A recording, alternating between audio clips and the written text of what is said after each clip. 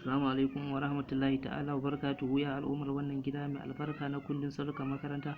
Kamar yadda muka alƙawari gashi mun kawo muku wannan sirri mai albarka kamar yadda zamu kuma bayanin sa a yanzu.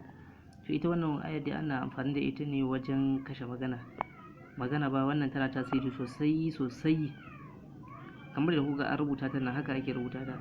Dan masana za su ce ai akwai da to ba a sa da din banda dal din kawai iya fasaha nan ake tsayawa sai a rubuta ta kafa 24. Idan an rubuta ta kafa 24 sai a je a samu yayi na irin bakin hanya haka yayi abinda ya shafi ledodi da irin su kara haka na bakin hanya dai ba na tsakiyar hanya da ake takawa ba. To sai a zo a hura wuta, ita kuma na dama an rubuta ta adadin yadda na faɗa. Sai a zo sai a hura wuta, idan aka hura wuta sai wannan ruwan rubutun sai a zo da shi sai a ce ya Allah wannan maganar wani da wani, ya Allah kamar yadda zan kashe wutar ne ya Allah ka kashe wannan magana. Sai ka zuba wannan ruwan ka tabbatar wannan wutar ta mutu gaba daya. To in Allah ya da nan da kwana 3 na baka wannan magana babu ita ta mutu kenan har abada ba za ka taba ji an yi ta ba.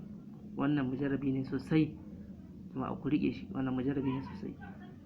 Da Allah sai ku taya mu da sharing a group na Facebook, sannan ku mana subscribers, sai ku dana kararrawa ta yadda idan mun sa sabon abu sai ku riga kowa fara gani.